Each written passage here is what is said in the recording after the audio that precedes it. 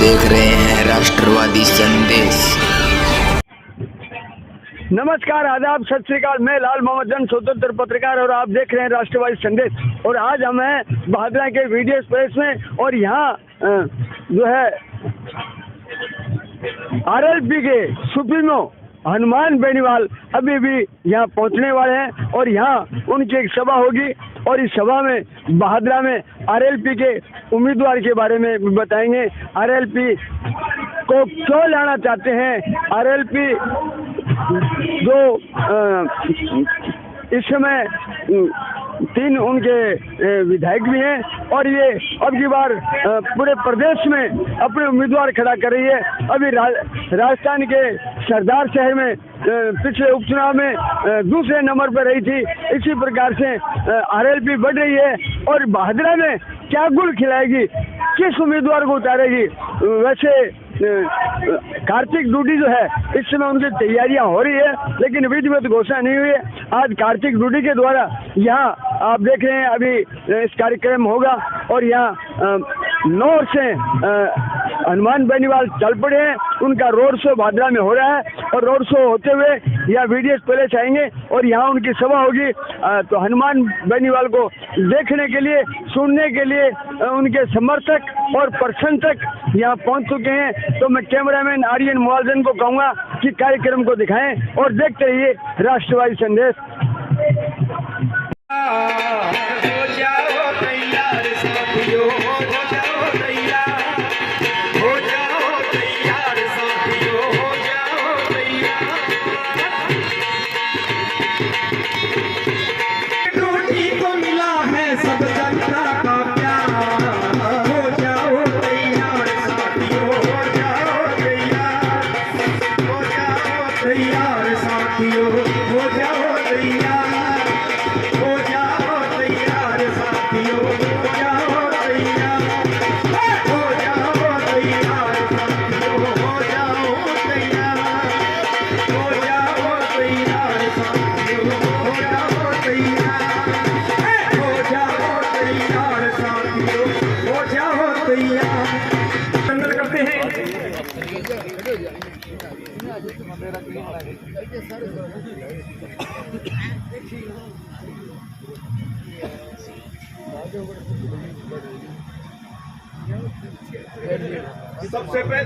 सबसे पहले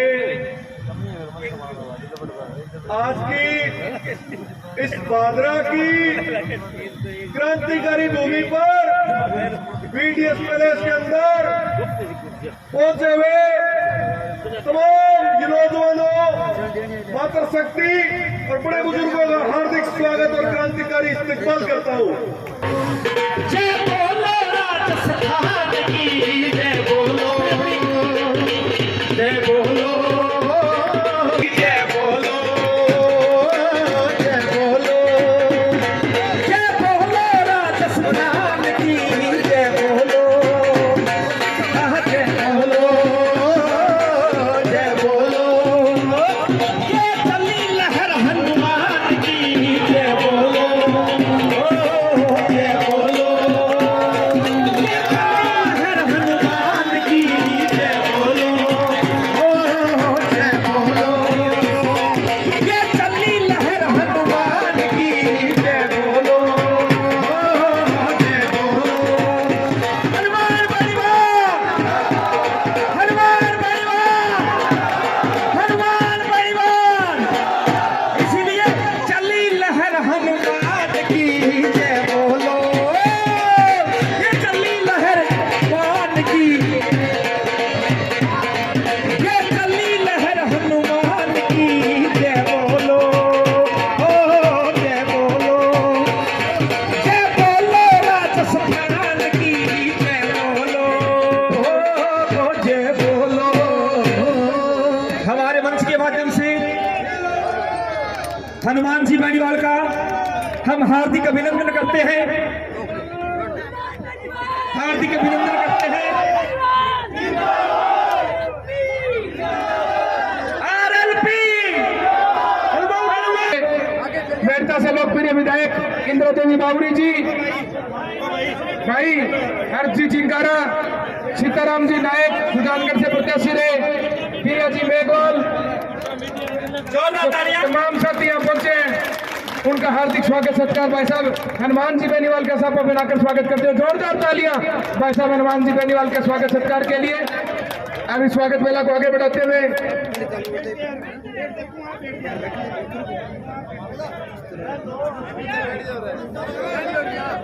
राम कीर्तन जी डांडी सतवीर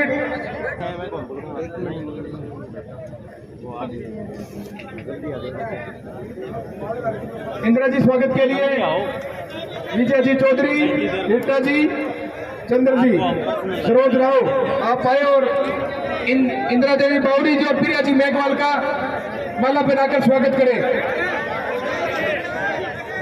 विजय जी, रीटा जी, चंद्र जी, सरोज राव आप प्रिया जी और इंदिरा जी का स्वागत माला पहनाकर करें।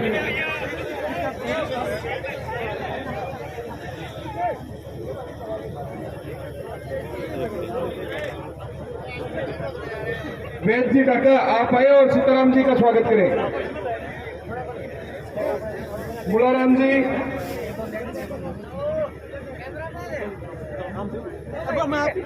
इंदिरा बेनीवाल, सतवीर बेनीवाल आप भी आए।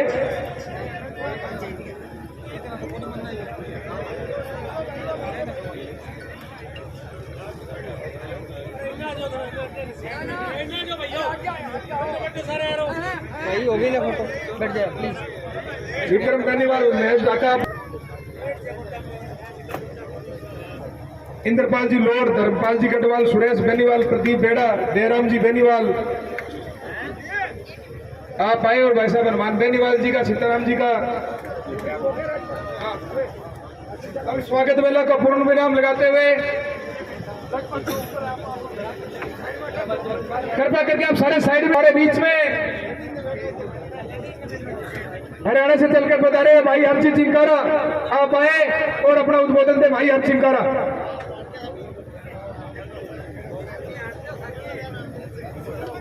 सम्मानित बुजुर्ग, नौजवान साथी, आवाज सुन रही मात्र शक्तियां, सबसे पहले आप सभी के चरणों में हरियाणा से आए हरस चिकारा के हाथ जोड़कर राम राम। भादरा,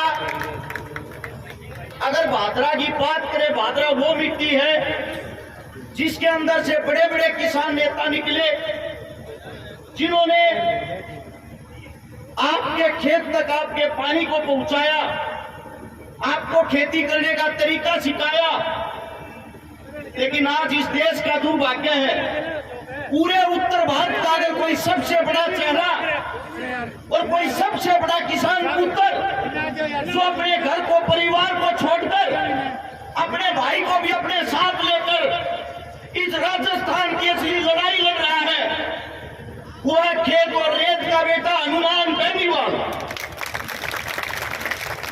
अब आप सभी साथियों को बता देता हूं, वो समय नजदीक आ गया जिस लड़ाई के लिए दिन रात संघर्ष करते हुए अपने 25 साल आप लोगों के लिए दान दे दिए। आज एक ऐसी महान आत्मा आपके बीच पहुंची है, मुझे बताते हुए बड़ा गर्व महसूस होता है। अगर मैं आधी रात को भाई साहब को फोन करता हूं, आधी रात के अंदर उस काम को करवाता है, जो काम जो मंत्री संतरी सीएम करवाने की औकात नहीं रखता, उस काम को बड़े भाई साहब 1 सेकंड में करवाते हैं। लेकिन कुछ आदमी हमारे भोले भाले होते हैं, जिनको बहलाने के लिए हरियाणा से एक टीम लाई गई है जिसका नाम है जेजेपी पार्टी, जिसकी फुल फॉर्म है जमात झूठी पार्टी। अभी हमने सीकर के अंदर रैली की थी, उन लोगों ने सोनीपत से एक औरत 17 बस भर के लाई। हालात पता है क्या, लोगों को भगाकर वहां ले गए। और हरियाणा राजस्थान की खास पहचान है, जो रांडे होया कर ना, रांडे जिनकी शादी नहीं हो रही, वे छोटे छोटे बच्चा तुम क्या कर बेटा, पापा कहते 5 रुपये दे दूंगा। वो काम उस पार्टी ने रैली के अंदर किया कि अनिशन गाना जब गाओगा जब पापा जी का भाषण सुनोगे। अरे हम क्या भाषण सुने, तुम्हारे घर पे तुम्हारे गांव में ही नहीं सुनता तुम्हारी कोई। दुख होता है बताते हुए जात आरक्षण के नाम पर इतना बड़ा दंगा हुआ, किसान आंदोलन जिसमें 750 किसान शहीद हुए। क्या आज तक उस पार्टी ने किसी के घर पे जाके ये पूछा तुम लोगों का दुख कैसा था? जो अपने घर के दुख को नहीं देख सकती, जो अपनी विधानसभा के दुख को नहीं देख सकती, वो यहाँ तुम्हारे को रेवड़ियां बांटने के लिए आ रही। वो झूठी पार्टी आप लोगों के बीच में आके जो आप लोगों का दिल जीतने का कार्य कर रही है। मैं तो ये कहता हूं जो राजस्थान के अंदर उसका प्रोग्राम करवाता है, उससे बड़ा देशद्रोही कोई नहीं हो सकता किसानों के लिए। अरे तुम तो वो इंसान हो, तुम्हारे बीच तुम्हें तो भगवान का शुक्रिया अदा करना चाहिए, वीर तेजाजी महाराज का शुक्रिया अदा करना चाहिए जिसने इतने बड़े किसान नेता को जन्म दिया। मैं कहता हूं अगर हरियाणा में ऐसा एक आदमी होता, पूरे भ्रष्ट सिस्टम को हिला के रख देता। मैं आप सभी साथियों से एक बात कहता हूं, चुनाव नजदीक आ गए हैं, हमें 200 अनुमान ढूंढने, सिर्फ 200। उन 200 अनुमान के पीछे उनकी 100 आदमियों की सेना ढूंढनी है। सिर्फ 100 आदमी बड़े भाई साहब की जोड़ी में डाल दो, और जो कहते हैं कि हनुमान की तो सरकार कहां से आओगी, छोटी सी पार्टी, उनको एक बात बता देता हूं, जो लंका थी, लंका श्री राम भी हनुमान के बिना नहीं जीत पाया तो राजस्थान है, हनुमान के बगैर कैसे जीत पाओगे? और हम एक बात और बताते हैं, हम सरकार बनवाने वाले नहीं, हम अब की बार सरकार बनाने वाले हैं। ये आपके बीच खुले मन से कह रहा हूं, दिन रात एक करते ये भाई साहब के लिए। ना तो मैं यहाँ से चुनाव लड़ता, ना मेरी यहाँ पे कोई वोट, ना चुनाव लड़ने के लिए आया हूँ, लेकिन मुझे एक बात से खुशी महसूस होती है, अगर कोई जिंदा दिल इंसान, कोई लड़ाका और कोई योद्धा है, वो हनुमान बेनीवाल है। अगर हम इसके चरणों की धूल भी बढ़ पाए तो अपना जीवन पूरा हो जाएगा। इसी के लिए बड़े भाई साहब के साथ दिन रात कोशिश कर रहे हैं। और आप सभी से इतना ही कहूंगा, सब काम धाम छोड़कर आप लोग 1 महीना अपने आप को हनुमान समझे, और आरएलपी आप सबका परिवार है, जिसको बड़े भाई साहब ने सींच कर इतना बड़ा पौधा बना दिया। अब उस पौधे को बढ़ाने का काम आप लोगों ने करना है। आप सभी ने इतना मान सम्मान, इतना प्यार दिया, उसके लिए आप सभी साथियों का दिल की गहराइयों से धन्यवाद। राम राम साहब। धन्यवाद हर्ष भाई। अब संबोधन की अगली कड़ी में मैं आमंत्रित करता हूं हमारे बीच में मेड़ता से लोकप्रिय विधायक श्रीमती इंदिरा देवी बावरी जी। आप आए और अपना उद्बोधन दें। इंदिरा देवी बावरी जी।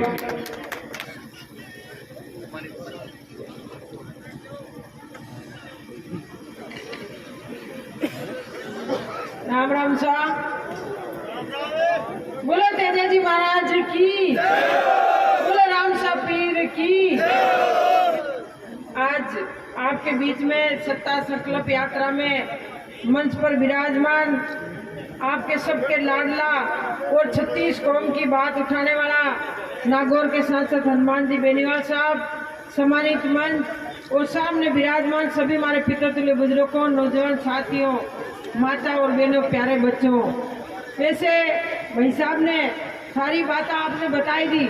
मैं तो आपने इतना ही निवेदन करना चाहूँ कि आप लोग अब की बार जो आरएलपी पार्टी किसान की पार्टी है और 36 कौम की पार्टी है, तो मैं 36 कौमों के लोगों से निवेदन करना चाहती हूँ कि आप लोग ज्यादा से ज्यादा आरएलपी को मजबूत करें और हनुमान बेनीवाल जी को मजबूत करें। और आज आपके बीच में इसलिए है कि आपके विधायिका आपके भी है, सांसद आपके भी है, पर आज तक आपकी दुख की, गरीब की, किसान की बात नहीं उठाने वाला है। सिर्फ एक आदमी हनुमान बेनीवाल जी दिन और रात किसान के लिए, आपके लिए संघर्ष कर रहा है। तो मैं आप सबसे हाथ जोड़ के निवेदन करती हूँ कि 36 कौम का लोग अब की बार वोट की चोट, बोतल का निशान माथे बटन दबाई, और जो भाई साहब का सपना है कि आने वाली टाइम में मुख्यमंत्री किसान का बेटा होना चाहिए, इस बात का आपको ध्यान रखते हुए भाई साहब का सपना आपको पूरा करना है। और 36 कौम को लोगों को मिलकर भाई साहब का सपना आप सबको मिलकर पूरा करना है। धन्यवाद। राम राम। बड़ा उद्बोधन थे सीताराम जी नायक। राष्ट्रीय लोकतांत्रिक पार्टी जिंदाबाद। हनुमान जी बेनीवाल जिंदाबाद, परमवीर तेजाजी महाराज की। मंच पर आसीन राष्ट्रीय लोकतांत्रिक पार्टी के सुप्रीमो हनुमान जी बेनीवाल साहब, सम्मानित मंच, मेरे सामने विराजमान मेरे पिता तुल्य बुजुर्गों, माता बहनों, नौजवान भाइयों, मेरे बालकों, आज सत्ता संकल्प यात्रा लेकर के आपके गांव में हम पहुंचे। बात सम्मानित साथियों, सत्ता संकल्प की आवश्यकता कहां पड़ गई थी? सत्ता संकल्प इसलिए जरूरत पड़ गई कि ये 75 साल से कांग्रेस और भारतीय जनता पार्टी का कुशासन हमको जो नोच रहा था, हमारा खून चूस रहा था 36 कौम का, इसलिए ये सत्ता संकल्प यात्रा शुरू करी। सम्मानित साथियों, ये राष्ट्रीय लोकतांत्रिक पार्टी 36 कौम की पार्टी है, हम सबकी पार्टी है। आज मैं जो मंच पर बोल रहा हूँ वो नायक समाज से हूँ। सम्मानित साथियों, नायक समाज को पिछले चुनाव में 3 टिकट दी, जबकि भारतीय जनता पार्टी और कांग्रेस पार्टी वालों ने 200 सीट राजस्थान में एक भी नायक को टिकट नहीं दी। बेनीवाल साहब को नायक समाज की कदर जानते हुए 2018 में और भाई साहब ने 3 नायक कम्युनिटी लोगों को चुनाव किया। इनका मन बहुत बड़ा है। और जब उपचुनाव सुजानगढ़ में थे उस समय मेरे को प्रत्याशी बनाया और हेलीकॉप्टर में साथ साथ लिए घूमे। नहीं, नायकन कोई वोटर में तो कोई नहीं उठावा। सम्मानित साथियों, कहना चाहूंगा कि नायक समाज का पूरे का मान और सम्मान किया, गौरव से सीना चौड़ा करके आज मैं कह सकता हूं कि ये मेरा सौभाग्य है। इस पार्टी के लिए मैं काम कर रहा हूं। जहां तक है इस पार्टी के लिए मेरा तन मन वचन शरीर सब इस पार्टी के नाम लिख दिया मैंने। सम्मानित साथियों, आपको भी सबको मैं कहना चाहूंगा कि आपको ऐसा लड़ाका नहीं मिलने वाला। आप 75 साल से एक दूसरे की लड़क निकालने में लगे रहे। कोई सी पार्टी दुखी देते होते उसकी लड़क निकाल देते। ये लड़क निकालने का समय भी आ गया है। अब दोनों ही पार्टियों की लड़क निकाल दो, दोनों पार्टियों को घर बैठा दो, कांग्रेस भाजपा को, और राष्ट्रीय लोकतांत्रिक पार्टी के हाथ में सपुर्द करो। आपने मेरी बात सुनी, बहुत बहुत धन्यवाद, बहुत बहुत धन्यवाद। धन्यवाद सीताराम जी को आमंत्रित करता हूँ, आप आए। अंतर्राष्ट्रीय बॉडी बिल्डर बहन प्रिया जी मेघवाल हमारे बीच में मौजूद है, आपको आमंत्रित करता हूं, आप आए और अपना उद्बोधन दें। प्रिया सिंह मेघवाल। मंच पर उपस्थित अतिथिगण, बेनीवाल भाई साहब, सामने जो बैठे हैं मेरे भाइयों, आपको मेरा सादर प्रणाम। 1 महीना में सत्ता संकल्प यात्रा में जो देख के और जो सीखा है, मैं सिर्फ उसी की बात कहूंगी।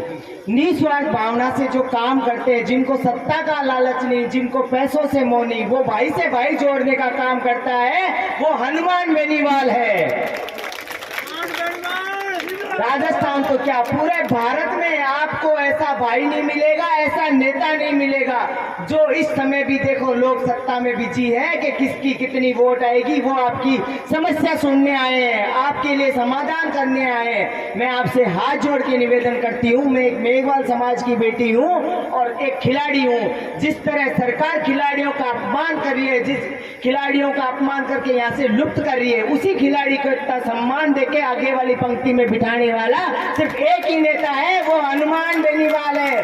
जात पात का भेद मिटाने वाला एक ही नेता है, वो हनुमान बेनीवाल है। भाई से भाई जोड़ने वाला नेता है, वो हनुमान बेनीवाल है। तो आपसे हाथ जोड़ के निवेदन है कि मेरी शब्दों पे ध्यान रखते हुए ज्यादा से ज्यादा संख्या में आरएलपी को वोट देकर, बोतल के निशान पे वोट देकर हनुमान बेनीवाल जी को मुख्यमंत्री पद पे बिठाएं। और आपने मेरी बात सुनी, मुझे मान सम्मान दिया, उसका तहे दिल से हमेशा आभारी रहेगी।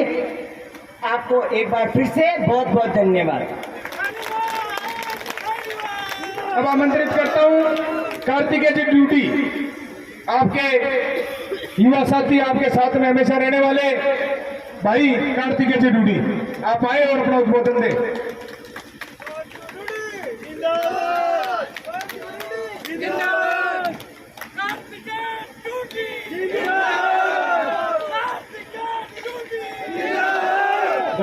धन्यवाद सभी साथियों का, सभी मेरे बड़े बुजुर्ग जो यहाँ पहुंचे हैं। सम्मानित मंच, मेरे बड़े बुजुर्ग, मेरे युवा साथी, जो मेरे एक छोटे से आग्रह पे आज आप इस कदर यहाँ पहुंचे हैं, इसके लिए मैं आपका कोटि कोटि धन्यवाद और आपको प्रणाम करता हूं। जब मैंने इस प्रोग्राम की शुरुआत की थी तो आप सभी साथियों ने कहा था कार्तिकेय वक्त गलत ले लिया, कार्तिकेय समय गलत है, मुश्किल हो जाएगी। अरे मुश्किलों से लड़ना सीखा है तभी तो हनुमान बेनीवाल का साथ देने आया। आज देखो अपने आसपास, एक दूसरे को देखो, क्या हम कमजोर हैं? क्या हमारी बाजुएं कमजोर है? आज अगर किसी ने भादरा की सरजमीन में रात को 10 बजे कार्यक्रम करने की हिम्मत दिखाई है तो वो आपका बेटा, आपका भाई कार्तिकेय डूडी है। और इस ताकत के लिए, इस हिम्मत के लिए सिर्फ और सिर्फ मैं आपको धन्यवाद देना चाहता हूं, क्योंकि आपका जो मान सम्मान और जो प्यार प्रेम मेरे लिए हमेशा बना रहा है, उसी ने मुझे इस चुनौती को लेने के लिए हामी बढ़ने की हिम्मत दी और इस चुनौती को पूरा करने की भी हिम्मत दी। वक्त की थोड़ी सी सीमा है, मैं ज्यादा लंबा अपना भाषण नहीं दे पाऊंगा क्योंकि वक्त हमारे पास कम है। भाई साहब को बोलना है, हमारे कुछ भाई साहब लोकल मुद्दे हैं, जिसमें से सिद्धमुख नहर का पानी है, अमर सिंह ब्रांच का पानी है, रेगुलेशन हमारा पिटता जा रहा है, बीमा के ऊपर बार बार नेता आते हैं और हमें बालू दिखाते हैं और हमें लूट के जाते हैं सिर्फ किसानों के नाम पे। तो भाई साहब आपसे मैं आग्रह करता हूं, जिस दिन आप सरकार में बैठो और जिस दिन आप ERCP की लड़ाई लड़ो तो उस दिन हमारी सिद्धमुख की, अमर सिंह की और इस बीमा का भी ध्यान रखना और हमारे भादरा की जनता को इस परेशानी से पीछा छुड़ाने का काम करना। अब साथियों, अब एक छोटी सी पारिवारिक बात करूंगा। आपके फोन आते हैं मुझे लगभग शाम के समय, क्योंकि शाम का समय हमारा अपनायत का समय होता है। तो कहते हो कार्तिकेय हिम्मत मत हारना, हिम्मत मत हार जाना, लड़ाई मत छोड़ देना। अब बताओ मैं लड़ाई कैसे छोड़ दूं? आपने मुझे 10 बजे तक इतना प्यार दिया है, मैं जीते जी इस लड़ाई को रुकने नहीं दूंगा। जब तक गंगाराम डूडी का पोता जीवित है तब तक आपकी लड़ाई इसी के अंदर लड़ता रहूंगा। और साथियों, बोले कोई साथ दे या ना दे, आपका प्यार प्रेम मेरे साथ बना हुआ है जो मुझे कभी रुकने नहीं देगा। और एक बड़ी बात और है, बड़े भाई हनुमान का आशीर्वाद है। अब आप खुद सोच के बता दो, मुझे किसी और की जरूरत पड़ेगी क्या? नहीं पड़ेगी। और उन लोगों के लिए, भादरा के उन चंद लोगों को मैं एक मैसेज देना चाहता हूं। भाई साहब चलते चलते हैंग हो जाते हैं और मैं लगभग ही हैंग रहता हूं, तो समझ लेना भाई साहब का इतना आशीर्वाद मेरे सर पे है तो चिंता मत करना। मेरे एक एक आदमी के लिए, एक एक कार्यकर्ता के लिए, संगठन के एक एक व्यक्ति के लिए मैं अपनी छाती आगे करके खून पसीना एक कर दूंगा। अब वक्त की थोड़ी गरिमा को देखते हुए मैं अपना संबोधन 5-4 मिनट और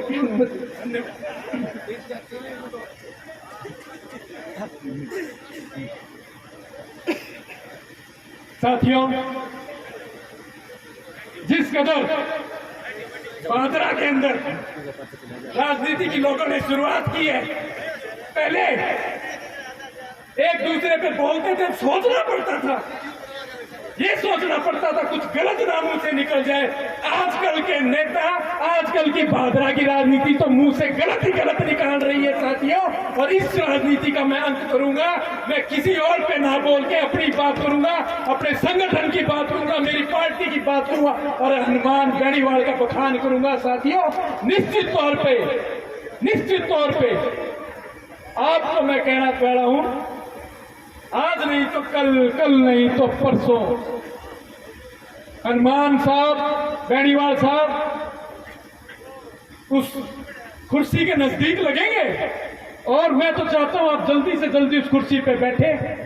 भाई साहब, इस जनता का, इस बहादुर की जनता का हमेशा ख्याल रखना, जो आपके लिए पहली बार रात को 10 बजे यहाँ रुकने का काम कर रही है।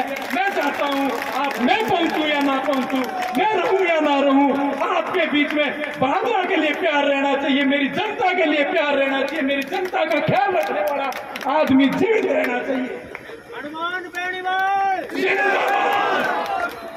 और अभी मैं अपनी बात को और लंबा नहीं खींचूंगा, क्योंकि भाई साहब ने बड़ी प्यार प्रेम से मुझे कहा है 2-3 मिनट बोल ले, पर मुझे सीमा का ध्यान रखना है समय की।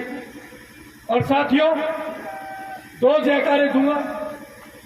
राष्ट्रीय लोकतांत्रिक पार्टी जिंदाबाद, हनुमान बेनीवाल जिंदाबाद, राष्ट्रीय लोकतांत्रिक पार्टी जिंदाबाद।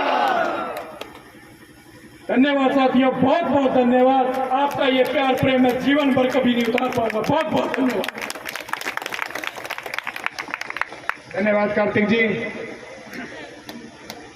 अब मैं आमंत्रित करता हूं एक ऐसे शख्सियत, एक ऐसे व्यक्तित्व के धनी और वैसा परिवर्तन के नारे को पिछले 20 सालों से इस प्रदेश के अंदर तमाम कोने कोने ढाणी ढाणी के अंदर जा जाकर प्रदेश के किसानों नौजवानों को जगाने वाले, उनको उनका हक और अधिकार दिलाने वाले और सत्ता का संकल्प लिए। सत्ता किसके लिए?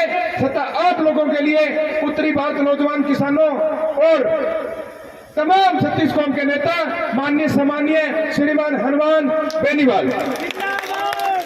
हनुमान बेनीवाल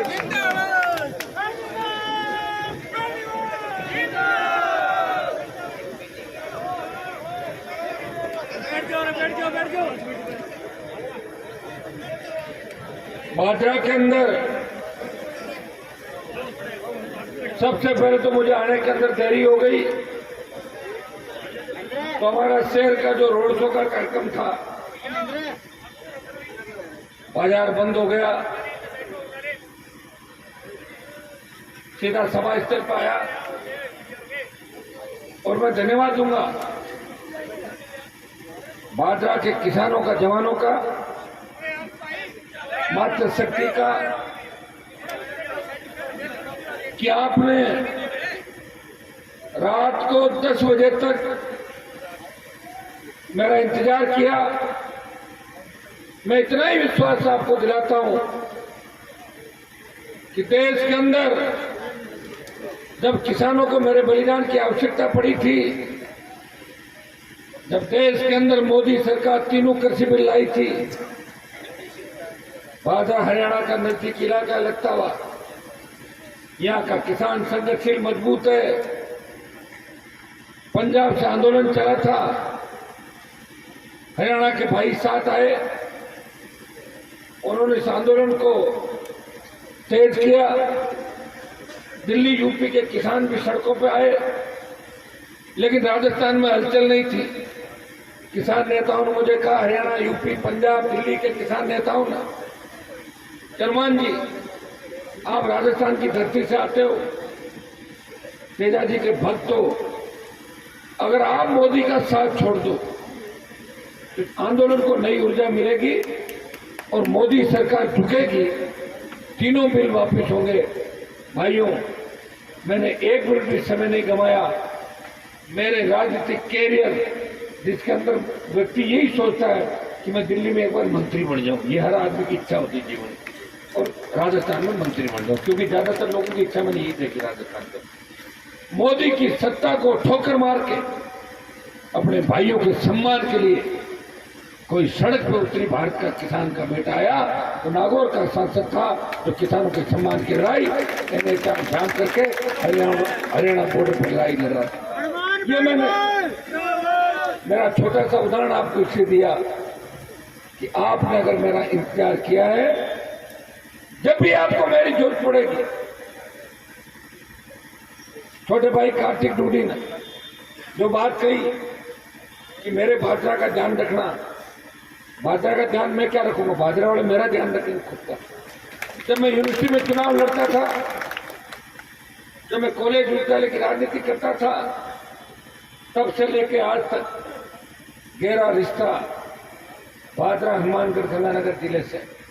यहाँ के जमींदार किसान बड़े मजबूत है, जागीरदारों के खिलाफ बिगुल बजाया और जागीरदारों सामंत की ताकतों को राजस्थान से भगाने का अगर बड़ा योगदान रहा तो भादरा के वीरों का, किसानों का, धरती के लालों का योगदान। चौधरी कुंभाराम आर्य जैसे मजबूत नेता को अगर राजस्थान में मजबूती दी तो भादरा, नौर, हनुमानगढ़ और शेखावाटी की जनता ने और जवान में बहुत बड़ी ताकत। मैं इतना ही विश्वास आपको दिलाता हूँ, भादरा के मेरे भाइयों को मेरी जब भी आवश्यकता पड़ेगी पीठ दिखा के नहीं भागूंगा, आगे खड़ा मिलूंगा। ये विश्वास है भादरा का। सत्ता संकल्प, व्यवस्था परिवर्तन। भादरा के अंदर आज हमारी यात्रा के जो तीसरा चरण चला है, मारवाड़ से शेखावाटी और शेखावाटी के बाद बीकानेर डिवीजन का चुनाव का समय सारी पार्टियां टिकट बांटने के अंदर मस्त हो रही है। कोई टिकट बांट रहा है, विरोध हो रहे हैं, कोई वापस काट के चेंज कर रहा है। कांग्रेस दिल्ली में, भारतीय जनता पार्टी दिल्ली के अंदर एक व्यक्ति जो आपके बीच है, जिससे बड़ी उम्मीद है।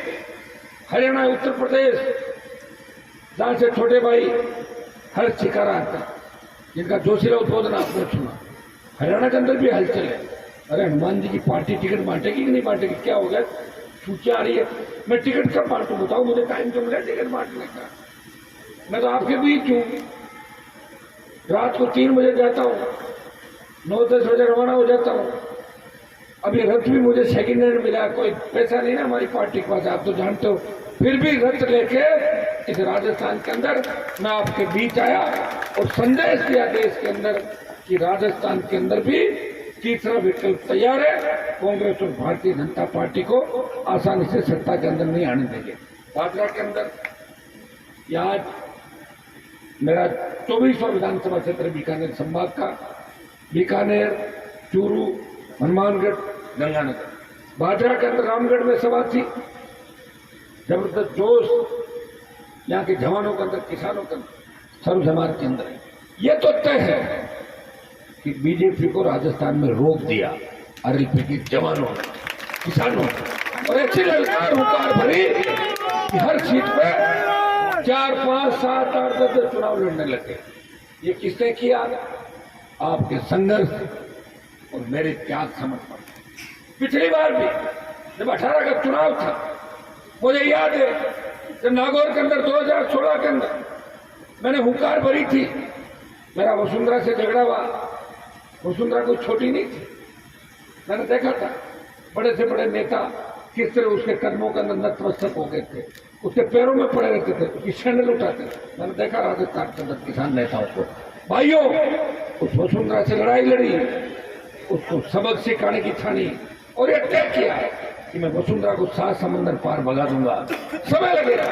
2016 के अंदर हुंकार के माध्यम से मैं विधायक था, मैंने कहा मैं मेरे भाइयों के लिए लड़ूंगा, किसानों का कर्जा माफ कराऊंगा, फ्री बिजली दिलाऊंगा, टोल मुक्त राजस्थान होगा, सशक्त लोकायुक्त होगा, बेरोजगारी भत्ता दिलाऊंगा, रोजगार दिलाऊंगा और सिंचाई के साधन पंजाब हरियाणा से पानी का हक सिंचित क्षेत्र बढ़ाऊंगा और किसानों का सम्मान बढ़ाऊंगा।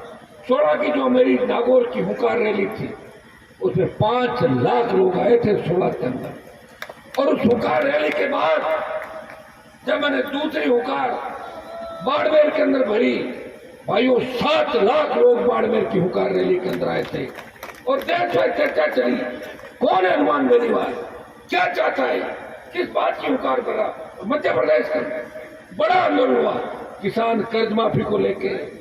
किसानों ने मंदसौर के अंदर सीने पे गोलियां खाई और कर्ज माफी के आंदोलन को अंदर देश की हवा मिली, तो उसके अंदर हनुमान बेनीवाल और राजस्थान के नौजवानों का बहुत बड़ा योगदान था।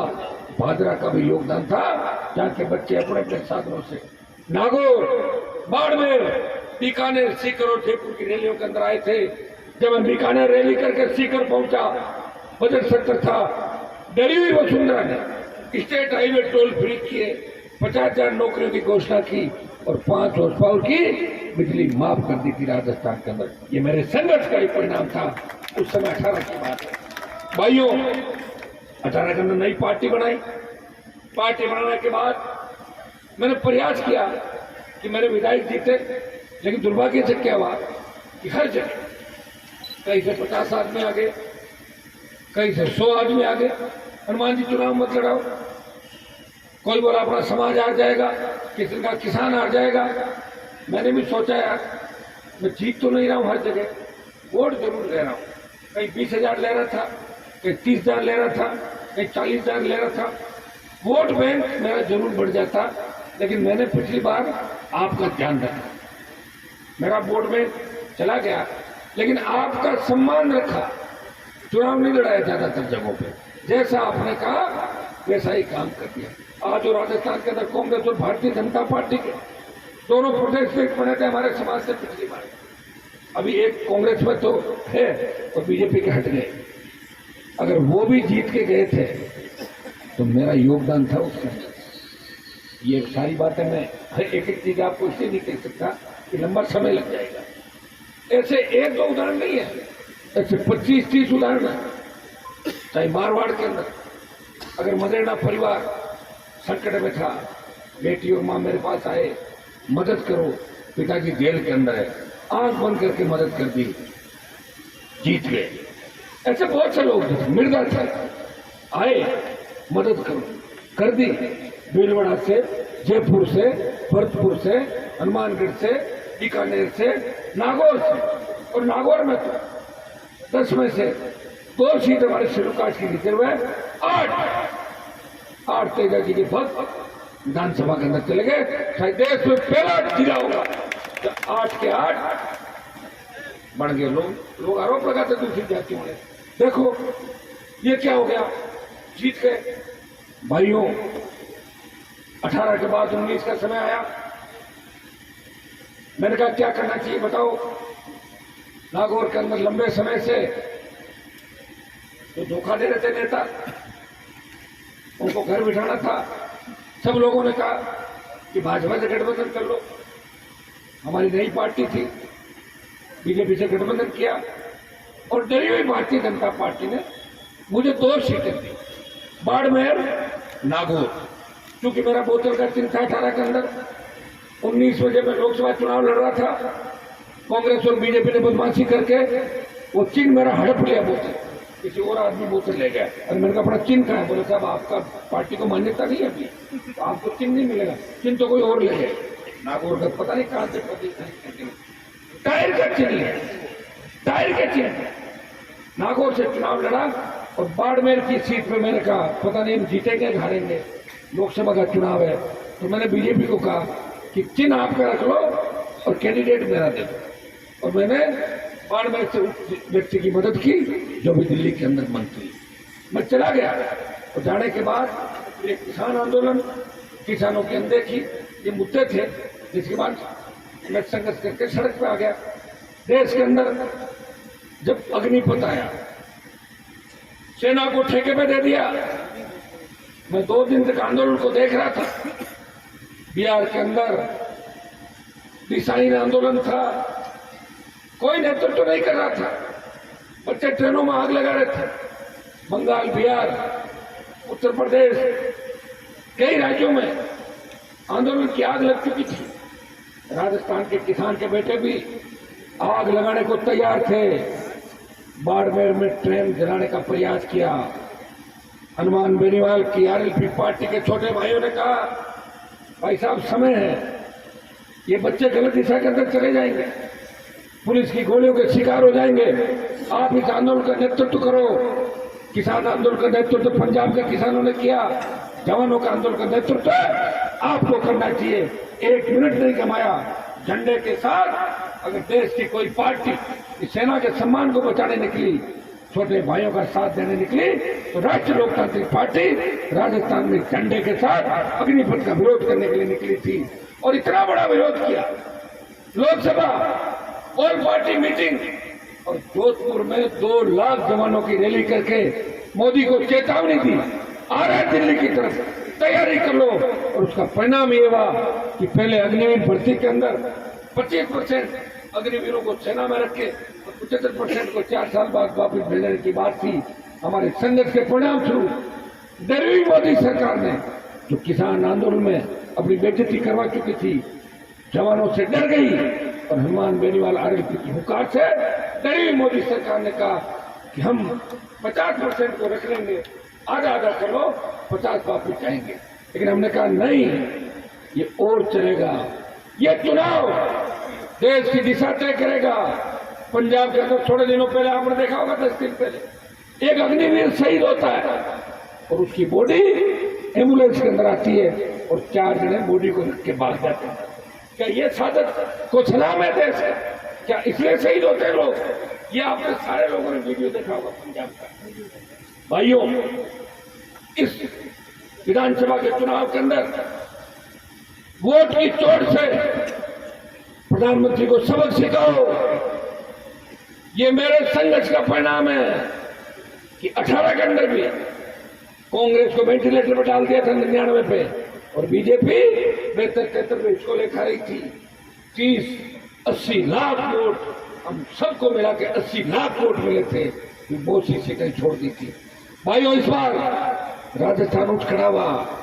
ये हनुमान की हुकार का ही परिणाम है कि भारतीय जनता पार्टी के अध्यक्ष को पीटने के लिए लड़के उसके घर में घुस गए और वो बेड के नीचे बच के घुसा पड़ा था। कार्तिक को अंदर घुस के लड़कों में जोश आ गया बहुत ज्यादा कि बगावत, ये बगावत जो शब्द है ना, हरियाणा में तो बगावत होती रहती, या तो नई पार्टियां भी बन गई, हर तरह का आता है।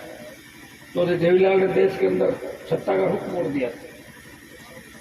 यूपी में पार्टियां बन गई, पंजाब में क्षेत्रीय पार्टियों ने राज किया, उत्तर प्रदेश बिहार के अंदर कांग्रेस भाजपा पीछे चली गई, साउथ में सारी क्षेत्रीय पार्टियां राज करी है, लेकिन राजस्थान में नहीं किया राज। पार्टी बनाई नहीं किसी ने नहीं बनाई। झंडा लाते थे और झंडा जमा करा देते थे। जैसे अपना वो टूर्नामेंट का झंडा नहीं होता, टूर्नामेंट का झंडा आया और टूर्नामेंट के बाद अगले ने झंडा पकड़ा, बोला अगली बार टूर्नामेंट होगा, झंडा जमा हो जाता है। तो ये राजस्थान में झंडा आता था तो जमा करते थे, दूसरे दुपट्टे बांध ले, कांग्रेस छोटी भाजपा और भाजपा छोटी कांग्रेस। ये कल्चर राजस्थान के अंदर, इस राजस्थान के अंदर मेरे छोटे भाइयों को सत्ता के सिंहासन के नजदीक कोई लेके गया। हनुमान बेनीवाल का संघर्ष था। ये भादरा जब बहुत बड़ी तकलीफ कर रही आता है। अमर सिंह, ये सिद्धमुख और अमर सिंह, ये दोनों जो मामले हैं, इसको लेके हमेशा आंदोलन चलते रहते हैं। मैं आपको बताता हूँ, हनुमानगढ़ के अंदर किसानों का बड़ा आंदोलन हुआ। मुझे बुलाया, पंजाब के मुख्यमंत्री मेरे दोस्त हैं, सांसद थे मेरे साथ, किस्मत के धनी है, मुख्यमंत्री बन गए पंजाब के। ये तो देखो पॉलिटिक्स के अंदर पूर्व जन्मों का कई तरह की बात है, लेकिन वो भले आदमी है। हनुमानगढ़ के अंदर आंदोलन में मुझे बुलाया, मैं गया। मैंने पंजाब के सीएम से बात की। मैंने कहा मान साहब, सारे अपने लोग हैं, 2-4 दिन पानी छोड़ दो आप, पानी पंजाब के अंदर तो एक्स्ट्रा है। और राजस्थान की निकम्मी सरकार ने मेहरबंदी उस समय करी जब हमें पानी की बहुत ज्यादा आवश्यकता, उस समय मेहरबंदी करके मेयर मरम्मत की बात की। उन्होंने कहा आप आ जाओ। देखिए, पहली बार किसानों को एहसास हुआ कि कोई व्यक्ति सीधी पंजाब के मुख्यमंत्री से आपस में बिठा के बात करवा रहा है। मैंने मुख्यमंत्री को कहा, मैंने कहा चंडीगढ़ तो दूर है, तो बोला आधी दूर मैं आ जाता हूँ और आधी दूर आप आ जाओ, बठिंडा आ जाता हूँ। और वो बठिंडा आया और मैंने कहा भाई डेलीगेशन चलो, तो डेलीगेशन तो 11-21 का होता है, यहाँ तो 500 लोग चल पड़े साथ गाड़ियाँ लेके। तो वहाँ तो हड़ताल मच गई, अरे यार 500-1000 आदमी आ गए। तो मैंने कहा तो सारे ही वार्ता करेंगे, बिना वार्ता जाने वाले नहीं, तो किसको नाराज करेंगे। तो 150-200 तो अंदर गए, बाकियों का बाहर प्रबंध किया सबका, और 250 लोगों के बीच वार्ता हुई और 2 दिन पानी चालू कर दिया पंजाब से। पंजाब से जैसे ही पानी चालू हुआ तो अकाली दल और कांग्रेस पार्टी ने वहां आंदोलन किया, पंजाब का पानी राजस्थान को दे रहे हैं, दोस्ती निभा रहे हैं। आप ही बताएं, पानी कोई पंजाब और राजस्थान का थोड़ी होता है, पानी तो पूरे देश का पानी है, उसमें नियंत्रण देश की सरकार का होता है। तो 2 दिन बाद बेचारे को पानी बंद करना पड़ा।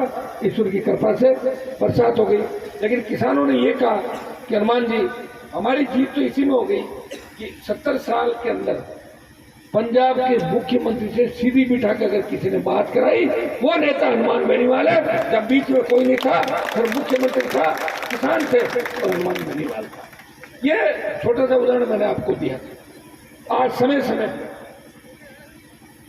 बादरा, नौर, सूरतगढ़ का इलाका जहां सिंचित क्षेत्र बढ़ाने की मांग को, रावला गढ़साना जब पानी की मांग को लेकर किस तरह वसुंधरा में बोले तरह किसानों शहीद हो गए। हमारे किसान सादत थे, सोयला टोंक के अंदर भाइयों के किसान इसके लिए पैदा हुआ।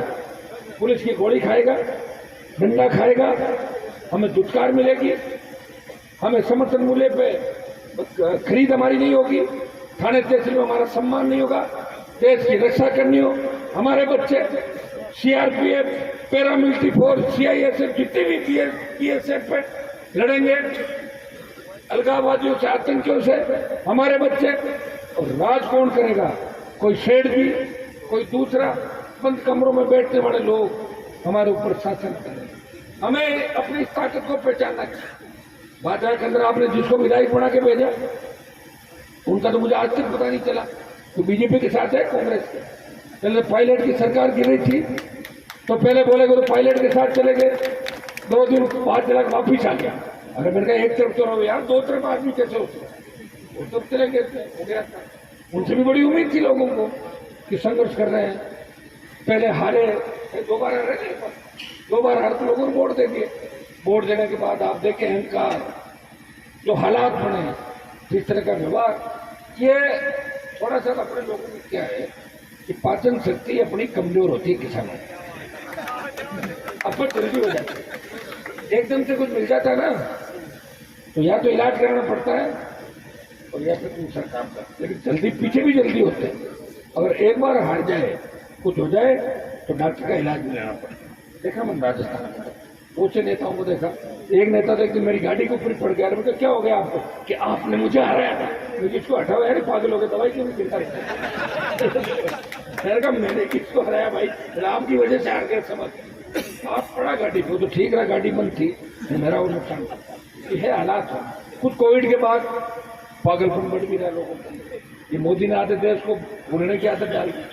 कोरोना के बाद आप देखो वैक्सीन, कोरोना, भूल पड़ने लगी लोगों को। और नेताओं में इतनी भूल पड़ने लगी कि जिनको टिकट देना उनको नहीं देके किसी और को दे देते, साथ आने वाले को। बोले साहब हम तो इनकी टिकट मांग रहे थे, इनको छोड़ो, तुम ले जाओ। हो रहा है क्या हो रहा है देश को बताए आप मुझे। ये लोग बेरोजगारी करने नहीं ले जाते, मैं करे जाऊंगा टिकट मांगने, कहीं ऐसा नहीं हो मेरा टिकट काट के साथ छोड़। तो ये हालात इस प्रदेश के अंदर बढ़ रहे, ये हालात देश के अंदर बढ़ रहे। हमारा अमित शाह और मोदी, कोई व्यक्ति देश के संविधान के बड़े पद पे उसको बिठाना था, उसको अंग्रेजी कमात की शर्म आ रही थी। आपका साहब नाम आ गया, आपको बना है। वो जाके बोला अमित शाह मोदी को कि साहब मुझे अंग्रेजी कमाती है, तो जोर से हंसे दो। बोले हाँ। तो बोले क्या हो गया साहब?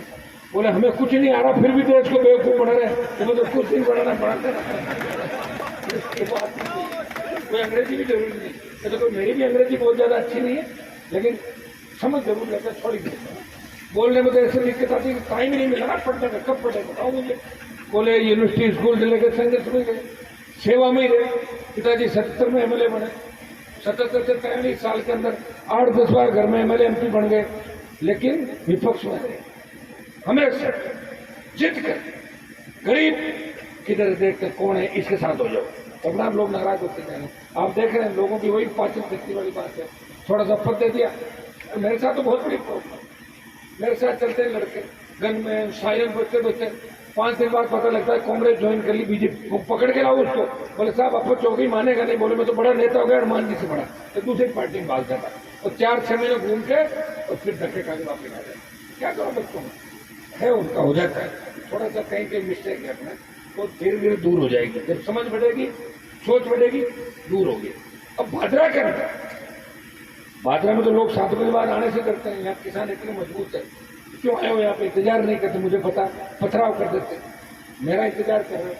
ये आपका बड़प्पन है, लेकिन आप इंतजार इसलिए कर रहे हैं कि हनुमान जी आपके लिए अकेला लड़ रहा है। अपनी जवानी किसान कौम के लिए समर्पित कर दी, वसुंधरा को 7 समंदर पार भगा दिया।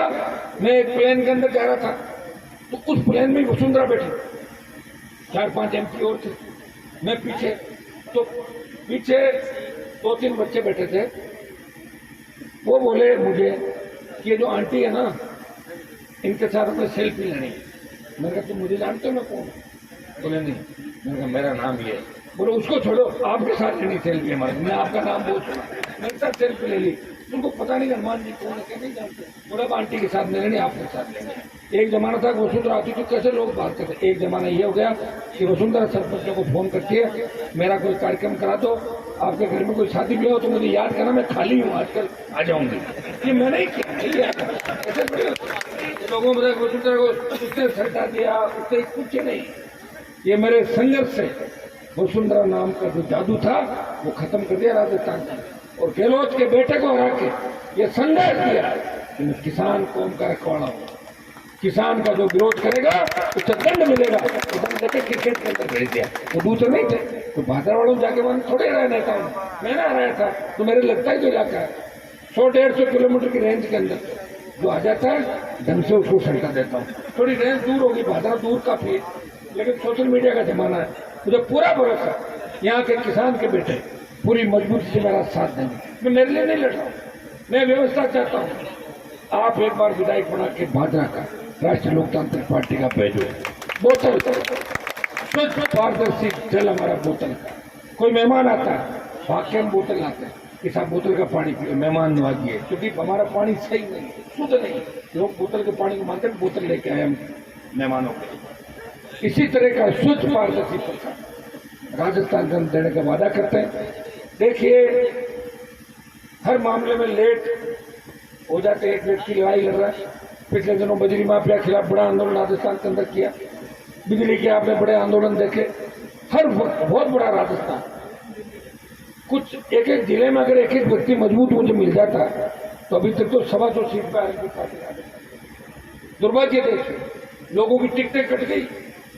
मुझे फोन करता है साहब कांग्रेस की सूची तो आ गई है लेकिन मेरा नाम चल रहा है बीजेपी में, 2 दिन रोक लेना टिकट। वो फिर क्या करेगा, फिर आप पढ़ी लो कि मेरी खाली पड़ेगी टिकट। मतलब कितनी मजाक की बात होगी, लोगों का मोरल कहाँ चला गया, स्वाभिमान बचा ही नहीं था। अरे मैं सारी टिकटें इधर उधर देखूंगा जो मेरे लिए मेहनत कर रहे हैं, मुझे कंधे पे बिठा के घूम रहे हैं रात और दिन, तो फिर मेरे में और बीजेपी कांग्रेस में क्या अंतर रह जाएगा? कौन सी व्यवस्था करो? चोर लुच्चे बेईमान भ्रष्टाचारी अपराधी एक को भी राजस्थान में आरएलपी पार्टी टिकट नहीं देगी, चाहे हमारी कितनी सीट है, कोई फर्क नहीं पड़ता। ये लड़ाई लंबी भी साला मेरी पार्टी छोड़ के भाग जाए फिर मैं काट दूंगा। ये 3 विधायक मेरे बने, कम से कम ये इनका मैं धन्यवाद दूंगा कि अमित शाह और अशोक गहलोत इनको तोड़ने की कोशिश की, तीनों विधायकों को। देखिए मैं साथ दे रहा था बीजेपी का उस समय गहलोत के खिलाफ, फिर भी बीजेपी कर रही थी सलमान की पार्टी को तोड़ लो। तीनों विधायक मजबूत रहे, बात आती मुझे कहते थे, फिर मैं कहता तुमने हिम्मत कैसे की, और नहीं साहब हमने नहीं किया, गलत किया। तो ये प्रयास किए थे। लड़ाई जो असली लड़ाई है ना वो मैं लड़ रहा हूँ राजस्थान अपराधियों से, हार्डकोर अपराधी, गैंगस्टर, जो गैंगस्टर गैंगवार की घटनाओं को अंजाम देते थे, वो किसान के बेटों के सीने पे गोलियां बरसा रहे थे। उस वक्त नेताओं की जबान पर ताले थे। उस समय हनुमान बेनीवाल इस किसान कौम की रखवाले के लिए सड़क से लेकर सदन तक लड़ाई लड़ रहा था। और भाइयों 11 राज्यपाल का अभिभाषण हुए राजस्थान की विधानसभा, जब मैं विधानसभा में था। 18 में जब गया तो 1 अभिभाषण और 10 पहले के 8 से 18, 11 अभिभाषण के अंदर 500 में छीन के ले आया था और 6 के अंदर बोलने नहीं दिया कभी राज्यपाल को। अकेला ही लड़ाई लड़ता था, पीछे नहीं देखता था कि मेरे पीछे कोई लड़ने वाला भी है। और मोदी को भी अगर बजट भाषण की रिप्लाई करते हुए रोका और राष्ट्रपति के अभिभाषण को रोक के और आपको सबको रोकते हुए दिखाया ट्विटर पर डाल के, वो नागौर का सांसद है जो किससे डरता नहीं, वो डरता है तो सिर्फ आपसे डरता है। उसका सिर अगर झुकता है तो आपके सामने झुक सकता है, किसी नेता के सामने नहीं झुकता। उसके घर के अंदर किसी नेता की फोटो नहीं है, उसके घर के अंदर तेजा जी की फोटो हो सकती है, उसके घर के अंदर राम साहब पीर की फोटो हो सकती है, उसके घर में शहीद भगत सिंह की फोटो हो सकती है, महाराजा सूरजमल की फोटो हो सकती है। नेता उसका आइकन नहीं। भाइयों, ये लड़ाई जो मैंने लड़ी उसके बारे में आपको बताया। दोबारा भादरा के बीच जब प्रत्याशी का चयन होगा, कैंडिडेट हम खड़ा करेंगे, उस दिन पर्चा भरवाना भी आऊंगा और आवश्यकता पड़ी दोबारा एक बार फिर आके भादरा के लोगों से वोट की अपील भी करूंगा। आप मुझे आशीर्वाद दें, ताकत दें, इस राष्ट्रीय लोकतांत्रिक पार्टी को मजबूती दें। ये पौधा जो मैंने लगाया किसानों का आशीर्वाद, जवानों का संघर्ष है, इसे बड़ा करें और इसे वट वृक्ष बनाएं ताकि किसान के बेटों के काम आए। बहुत बहुत आपको धन्यवाद। जय हिंद।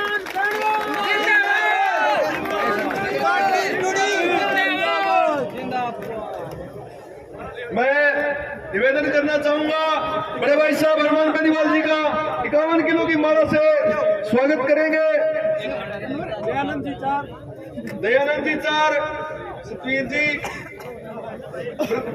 ब्रह्मदेव जी, सुशील जी, छोटू राम जी, दीवान जी, शिषपाल जी, तो बड़े भाई साहब हनुमान बेनीवाल जी का आए हुए अतिथियों का 51 किलो की फूलमाला के साथ स्वागत करेंगे। जोरदार तालियों के साथ भाई साहब हनुमान बेनीवाल